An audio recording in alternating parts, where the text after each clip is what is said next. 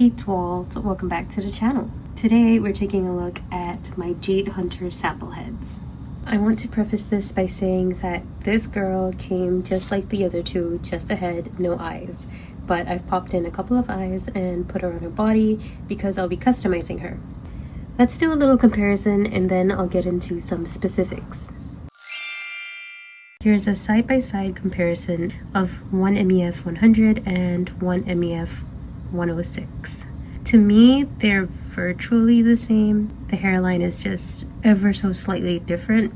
I think this one has a bit more of a slant on the front, but I mean, that's to be expected doll to doll, even in mass market dolls. And obviously, differences in stamping placement. Again, same thing. That's to be expected because of, human error and stuff like that. And these aren't really meant to be released for sale, so they're not really quality checking these, you know what I mean? So I believe these three sample heads to be samples of Series 1 Jade Hunter, but I don't think they're from the very first wave. Their faces aren't as shiny as the very, very first wave that came out. So these seem to be some of the later variants. I can't for the life of me spot any differences, but if you can, just comment down below and let me know. I'd love to hear what you find. This one has a little bit of staining. I don't know what that's from, but obviously that's not intentional. You have pierced ears. They're really pretty. The makeup looks virtually the same. The only slight difference is that this one has a bit more of a pastel rooting.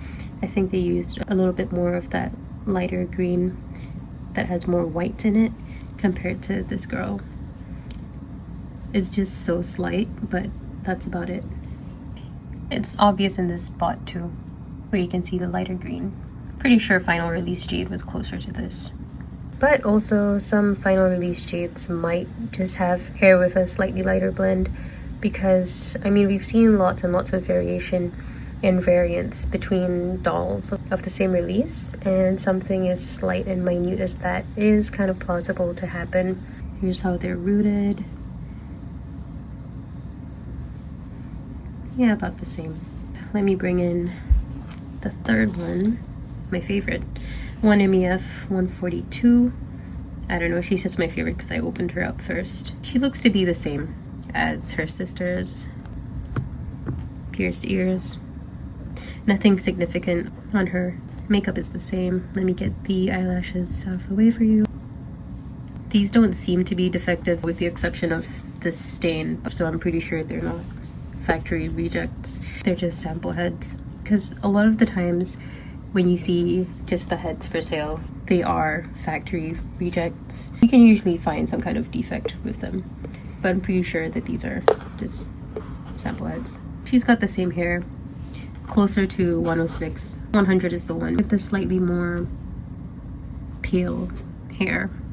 See, these are the streaks I was talking about. The strands of green that have a bit more white in them. These ones have them too, but they're just so few and far in between that you don't really notice it as much, but she has a little bit more.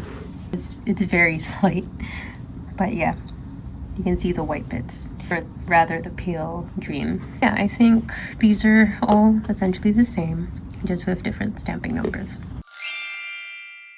I'm going to lay down my theory, and I'll be referencing this video by Ex Canadensis. If you haven't already, please go check out this video and the whole damn playlist she has on variants.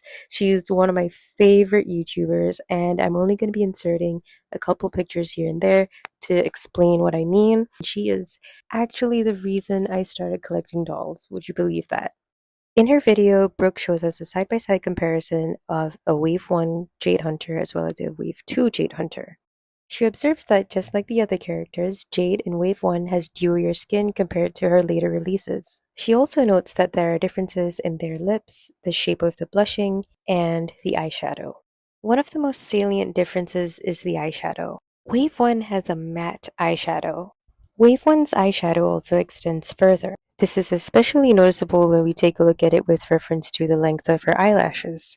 What's interesting is that the sample heads seem to marry the two features. The eyeshadow does extend further, but it's not as matte. I don't know if the camera will be able to pick this up, but on the sample heads, the blue eyeshadow section has a lot of glitter. The glitter isn't molded in, it's kind of placed on top. It seems to me that her blush pattern as well as her lip color is a little closer to Wave 1 Jade. I know it's a little hard to tell with the differences in lighting, but if you look at her lips in the previous clips and the clips following after, they do seem to take after Wave 1 a little bit more. But you can definitely tell that her blush covers more area like the Wave 1 doll. But because her eyeshadow screening shares similarities with Wave 2, I'm inclined to believe that this was them testing out what they should put out after Wave 1. The sample heads seem to clue us in into an intermediate step where they've already decided to get rid of the matte eyeshadow, but hadn't decided to get rid of the extended eyeshadow length just yet. The most pertinent thing about these guys is that they each have these stamped numbers on their head from the factory, and if you didn't know, these are unique codes. I'd love to share with you guys more about these codes in a future video. In fact, I wanted to put it in this video, but I think it'll be a little bit messy, and also a few of the resources I wanted to include for you guys kind of went missing. So I'm digging around and trying to talk to people to gather everything I can before I lay it out for you guys. Rest assured, the video will come. I'm just not sure if it's going to be in the next Rainbow High sample head video or the one after that. I don't know how many of these Jade heads are available. Alright, you guys, let's take a look at other relevant Jade Hunter sample heads and see if we can draw any conclusions. You'll see them in ascending order of their printed on code, just so that maybe we can draw some conclusions as to the progression of the edits that they made. This one seems to have the lowest number because it starts with 0, and it seems to have a lighter hair blend like 1MEF100. This one also has a little marking underneath. These next two images are of 1MEF134. Coincidentally, this is how I wanted my customs eyes to look. This one looks like it's 1MEF150, and the largest number I've seen is 179, who seemingly has the darkest hair or most monotone hair. These are Georgia Bloom's eyes.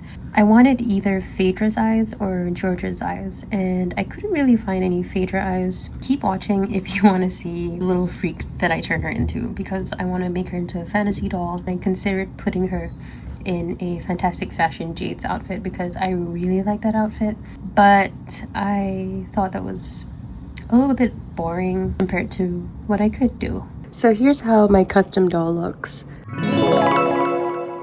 I decided to take a little bit of a risk with her. I know that this is definitely not for everyone. See, the thing is, I think a lot of people like Rainbow High because of their incredible fashion and stuff like that. But I do really like spooky season and fantasy dolls and Monster High and things like that. So I was a little curious. Instead of just slapping on a Fantastic Fashion Jade outfit onto her and restyling her, I was a little curious to see how she would look like as a monster. A specific creature I haven't really seen a lot in dolls is those creatures with stomachs that have mouths on them, or like mouth stomachs. I decided to realize a vision of that.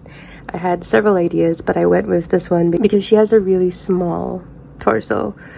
So if I were to just play around with the stomach area, it would have been super tiny, and I wanted to have lips. There were several design choices I made here, which I was ready to swing another way, but this is what I ended up with. So I think this is not for everyone, but this is my doll and I'm quite happy with her.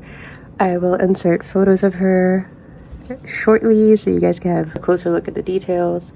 One thing I didn't show off in the photos is her back, which has like just kind of like a mini capelet. There's like a little panel here. This was the first time that I used epoxy sculpt, and I had fun with it. I was quite happy with how it turned out. I used polymer clay for the teeth claws because epoxy clay is like super sticky at the beginning and it's really hard to sculpt when it's like super tiny. And I also kind of wanted more like a sheath look, sort of like Wolverine-esque, not exactly like nails, but like coming out of her lower like knuckle area kind of thing. And they stay on really well and they actually feel like part of her body, which is incredible. Thank you guys so much for watching. I'll see you guys in the next one.